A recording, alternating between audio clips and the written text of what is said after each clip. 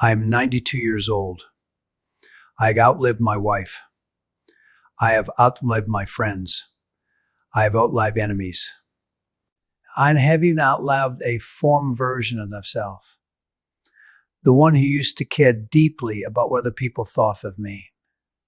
Subscribe to the channel to hear the rest of my life's journey, and you may find yourself somewhere in it. At this age, people no longer look at life by how long it is, but by how much distance is left. I don't know how many rainy seasons I still have ahead of me, but I know one thing for certain. That number is far smaller than I ever imagined when I was young.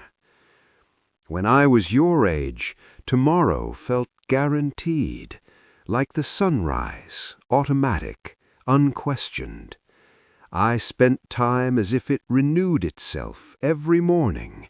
Too busy today? I'll call tomorrow. Too tired this year? I'll go next year.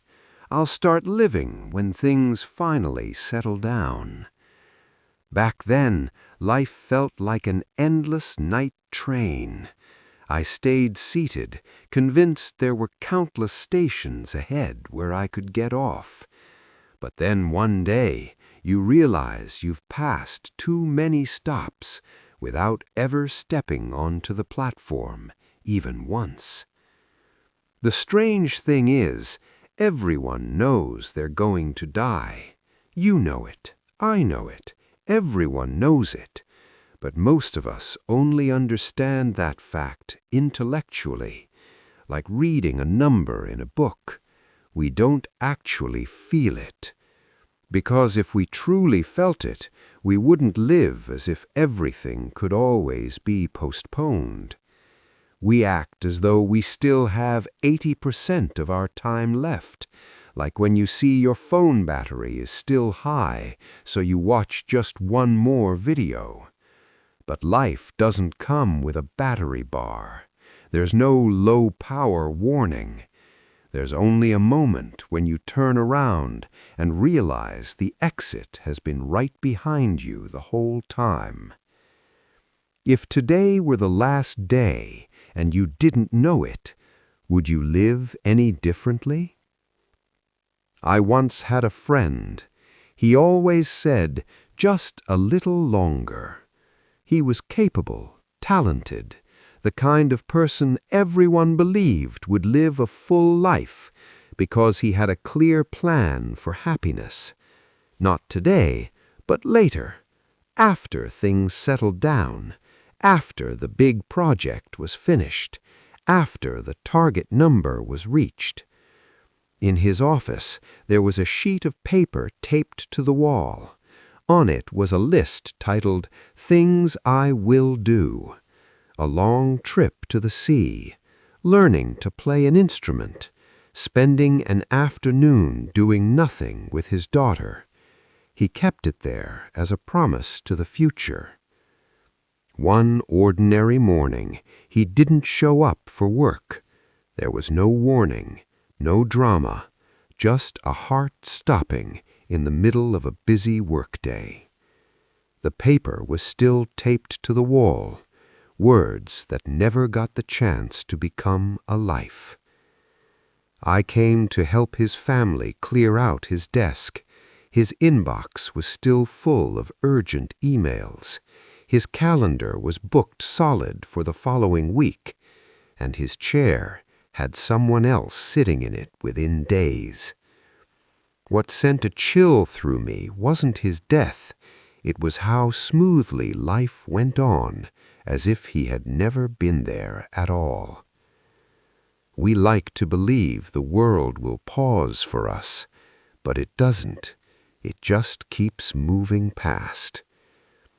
After that day, I started paying attention to how people speak.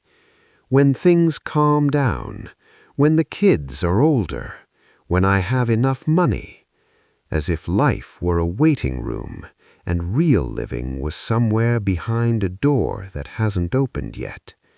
But maybe that door doesn't exist. There is only this room. After many years, I moved into a very small room. A bed, a chair, a framed photograph. That was enough. It wasn't always like this. I once lived in a house so large there were rooms I didn't enter for months. Closets filled with things still in their boxes. A garage packed with items I once believed would make me a little happier. Back then, I called it success. Looking at it now, it feels more like trying to hold water in my hands. The tighter I gripped, the faster it slipped away. When someone dies, families often hire a stranger to clear out their belongings. I've seen that scene many times. They move from room to room, open drawer after drawer, sorting an entire life into 3 piles: keep, sell cheap, throw away. You'd be surprised how much ends up in the 3rd pile. The things that once made people work late, skip dinners, say maybe next time, eventually sit inside a cardboard box no one wants to open.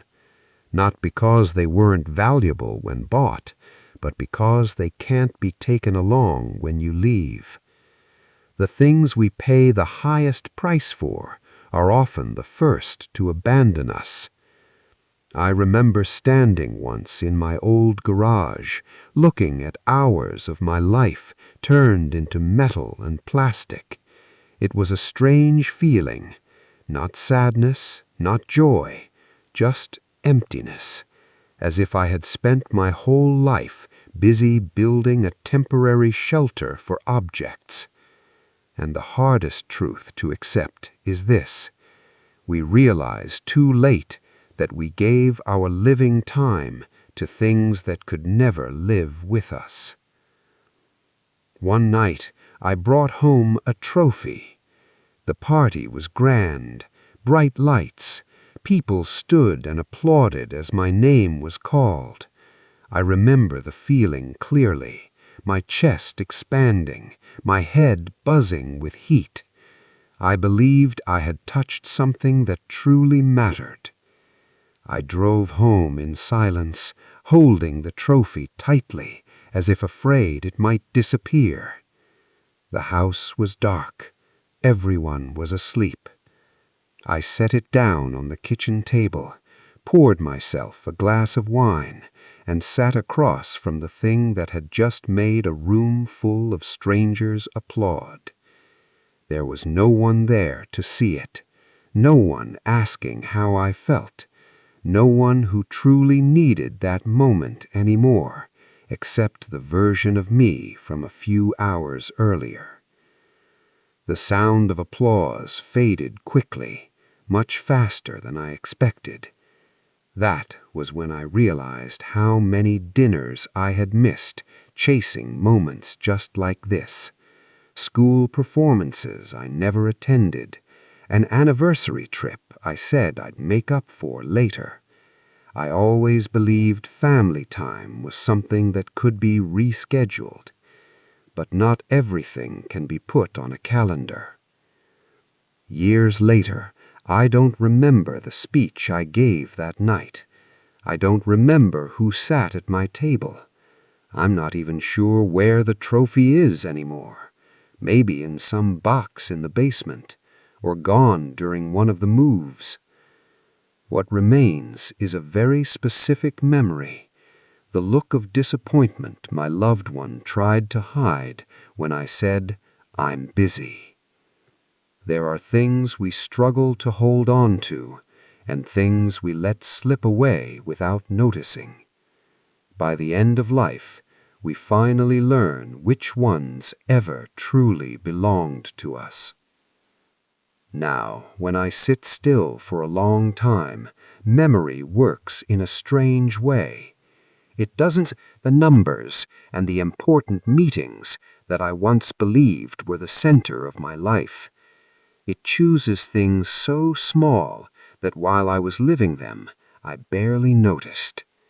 A Sunday morning, sunlight passing through the kitchen window, two people sitting across from each other, talking about nothing in particular, just the sound of a spoon touching a coffee cup.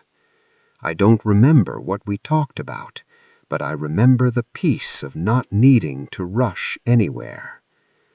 Another time, my daughter held my hand as we crossed the street. Her hand was so small, it fit entirely inside mine.